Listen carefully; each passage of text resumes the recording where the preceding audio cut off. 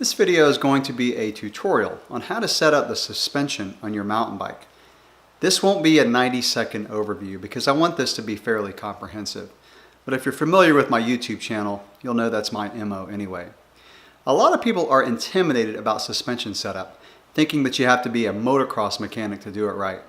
That's not really the case. It's fairly straightforward, so in this video I'm going to break it down and try to make it easy for you. Let's get started. The only thing that you'll need to do this service is a shock pump and a tape measure, and preferably a tape measure in metric units. Also, if you choose to change your volume spacers that you can do on a Fox fork, you'll need a 26mm socket wrench. Now this is one that I got directly from Fox, and it has the edges shaved down a little bit, and it makes it a lot easier to use because it doesn't slip off. If you use a standard socket wrench, you got to be very careful that you put pressure on to keep it from slipping off. Also, I did make my own sag meter, which I'll show you when we do the rear shock, and I got the idea from this Specialized one, but this one is designed with 15mm of sag, which is for my shock. So let's go ahead and do the first step.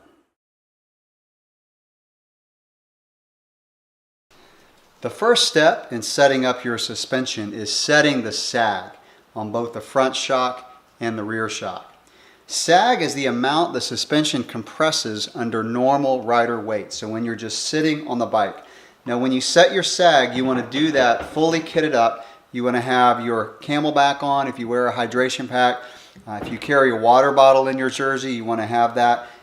So you want to be weighted down just like you would be when you're riding.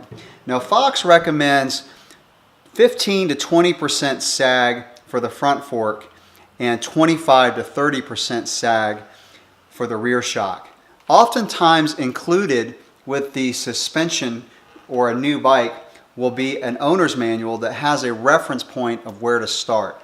For example, for my rider weight, Fox recommends starting off with about 65 psi. If you don't have that owner's manual, usually you can go on the website. And let me show you Fox's website where they show a chart with how much sag to use in the fork and the rear shock. So this is the chart that I have pulled up on my iPad on Fox's website. And I'm using a 34 float fork, and my rider weight is between 140 and 150 pounds. So it says for that fork I should start with 68 psi. And the table listed on Fox's website for the shock doesn't have psi ratings because different suspension uses different leverage ratios, which means the pressure isn't going to be as straightforward as a fork. But it does show your sag as far as how plush you want it. So 25% sag will be firm and 30% will be fairly plush. To set the sag on an air fork, we're going to remove this top cap, and on the Fox forks, and I believe RockShox as well, it's on the left side of the fork. So we're going to take that aside, and we're going to thread our shock pump onto the fork to set the PSI. So with that top cap removed, you can see that we have a Schrader valve where the shock pump goes. And in case you're wondering about using a standard floor pump, you cannot do that. Floor pumps are high volume, lower pressure, whereas shock pumps are a lower volume but a high pressure. All right, I've got my shock pump on, and looks like I have about 70 psi, so I'll let about 5 out. I'm going to get it down to about 65. And on your shock pump, you have a button that you can press to let a little air out. Just do a little bit at a time. So that's 65. Now I'm going to check my sag. Before you check your sag, make sure that the high-speed compression, also referred to as your lockout, which on the Fox forks is on the right side, make sure that's all the way open, and that would be all the way counterclockwise as far as it'll go. To check the sag, you're going to need something to hold on to, and I like doing this next to my workbench. It provides a really good surface for me to do this. So get on the bike. Again, make sure you have your CamelBak on if you wear one. And what I'm going to do is I'm just going to cycle the fork, kind of get the stanchions loosened up inside those seals, especially this one since it's a new bike. And then I'm going to slide the O-ring down on the stanchion tube all the way to the bottom.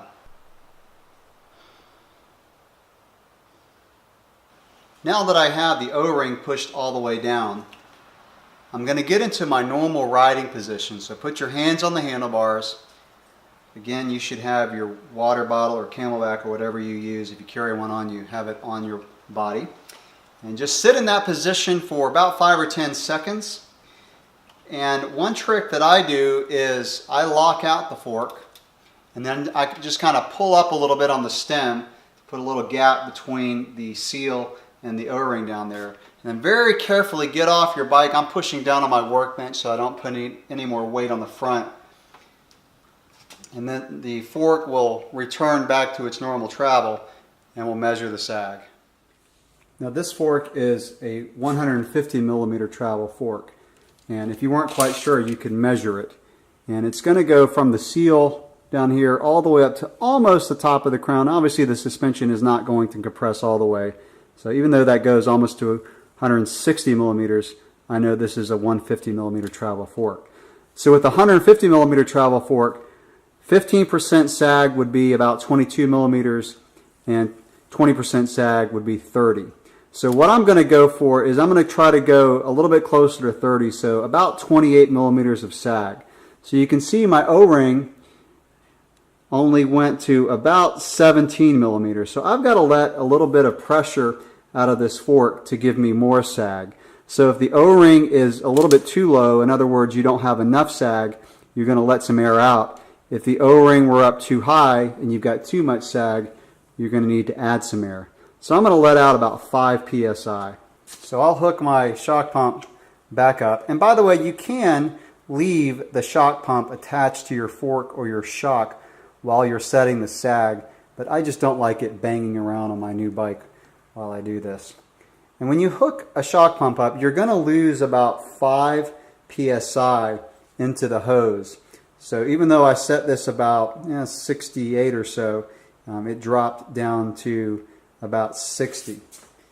So now I'm going to go, well, I'll go just a little below 60 and then check my sag again. So I went through the same process a couple times and settled on 50 psi, and that gives me about 26 to 27 millimeters of sag on this fork. And that's why the charts given by the manufacturers are really just a starting point, because different bikes are going to put your weight in different areas of the bike. So a cross-country bike, you're going to be leaning more over the front end, and a trail bike, your weight's going to be a little bit more to the rear of the bike.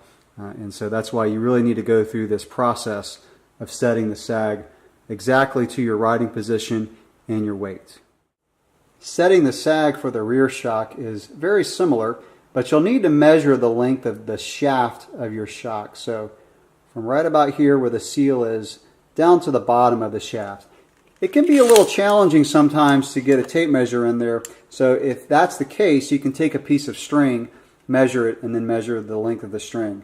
I've done that, and this shaft is 60 millimeters in length.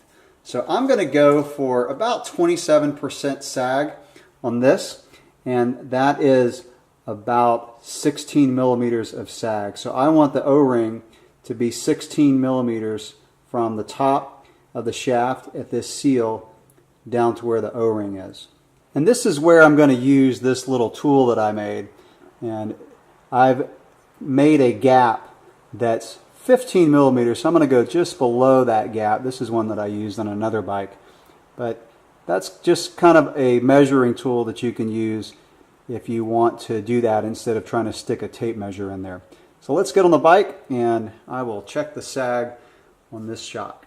Alright, just like we did for the front, we're going to lean up against something. I'm putting the weight of my body on my hand on my workbench, which makes this a lot easier. Once you're on the bike, make sure that the lockout lever on your shock is all the way open.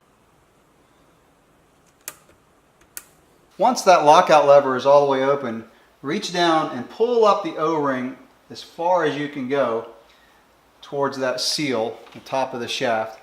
And then again, get in your normal riding position and just kind of sit there for a minute with your hands on the handlebars Try not to do any movements rocking back or forth.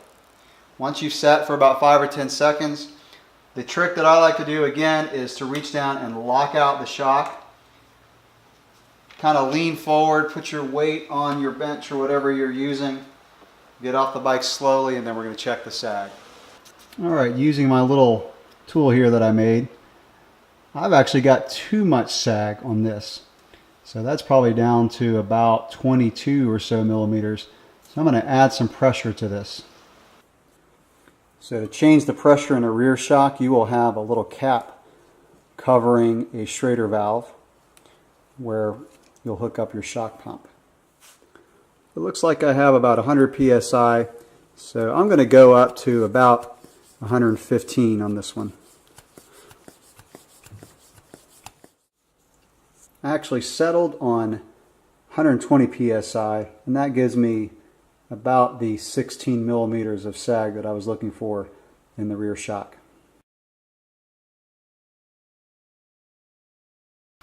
After you get your sag set up on your suspension, now it's time to set your rebound. Rebound is how fast the suspension will return after hitting a bump or after compressing.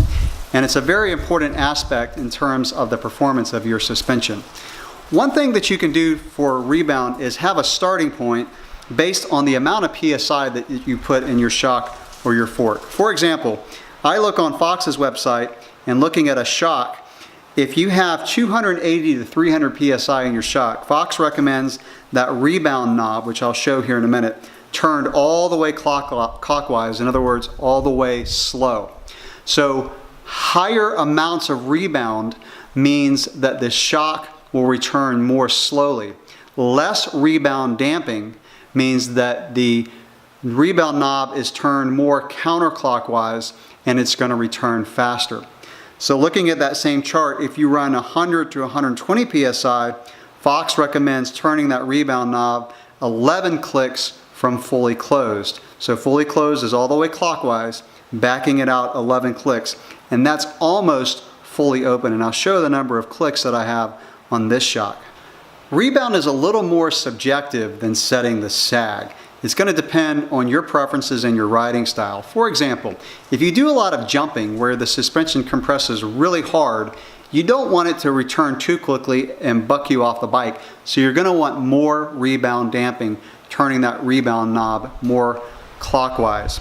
On the other hand, if you ride trails that have smaller hits, but they come in rapid succession, and that describes the trails that I ride because we have a lot of routes that aren't real big, but there's a lot of them. So I want my suspension to return quickly after it hits a bump.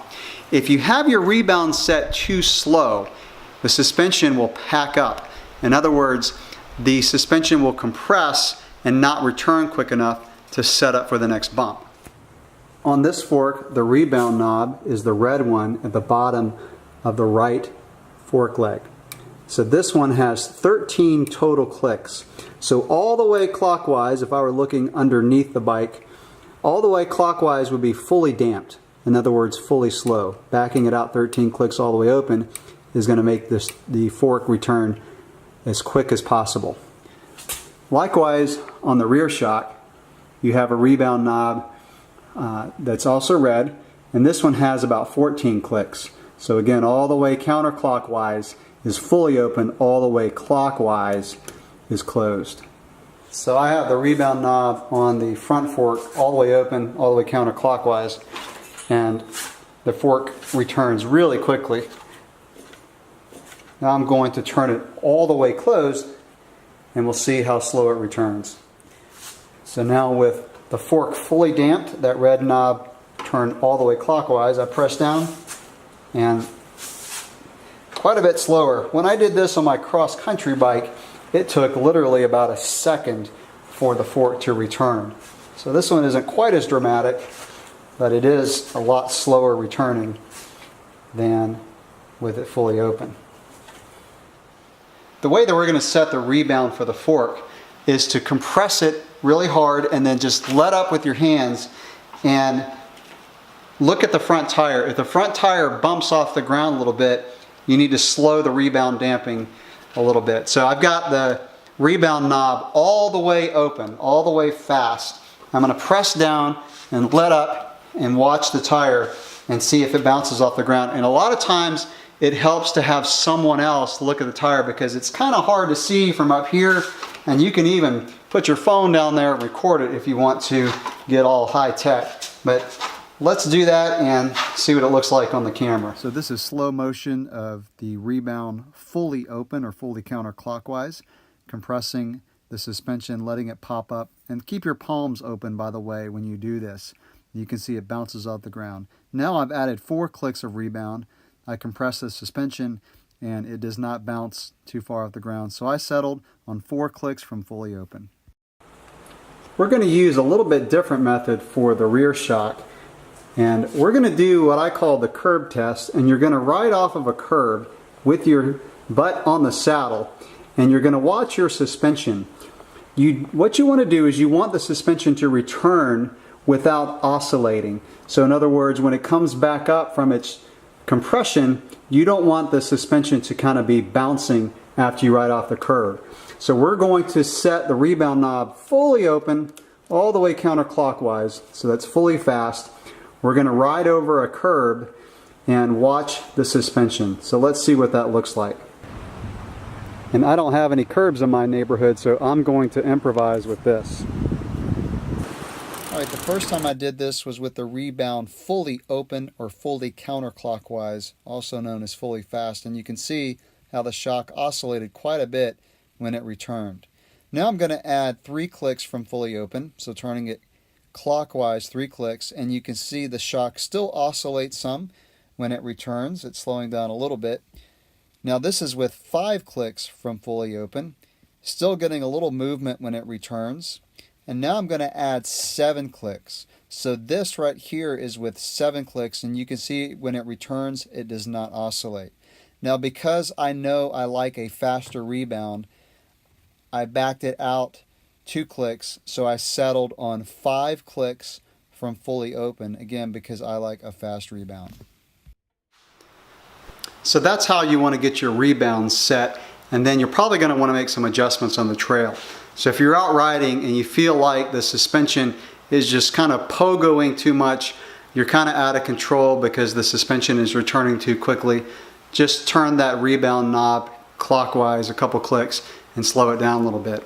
On the flip side, if you feel like your suspension is not active enough, it's not lively enough and returning quick enough to set up for the next bump, then you're going to want to slow down or speed up your rebound and decrease the rebound damping by turning that red knob counterclockwise a couple of clicks.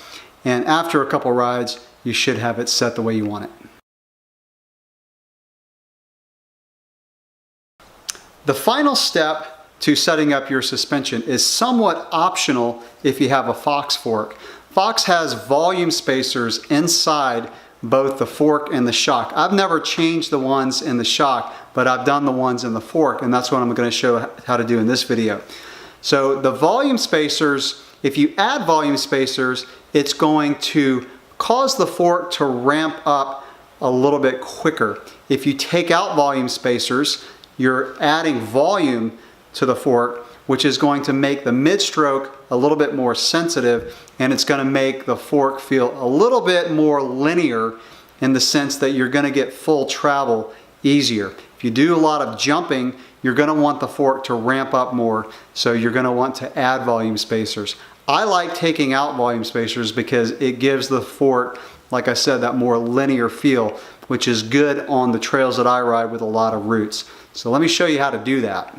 Alright, so I've got the air cap removed as if we were going to add or remove air pressure. I'm going to take my 26mm socket wrench, and you really want to press down hard. I like leaving the bike on the ground, not in a work stand, because you don't want to strip that top cap. So push down hard as you loosen it, and that will loosen. I think it's about 50 Newton meters, so it's fairly snug but not too tight. Now that I've got that loosened, I'm going to let the air out. The reason I left the air in is so that I can loosen it by pressing down. So I'm going to let the air out of this fork. And I can typically use my fingernail. Sometimes I use a little screwdriver. There we go. Now I'm going to just loosen this all the way. Keep a little pressure on there, again, so it doesn't slip off, and strip that top cap.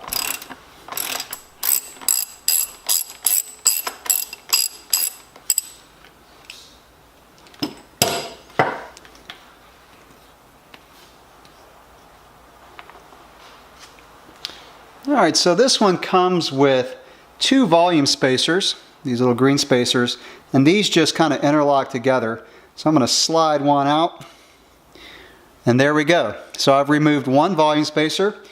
That's all there is to it. And you're going to just thread this back in and add whatever pressure you settled on. I had settled on 50. So I'm just going to thread this back in, and we'll add the air.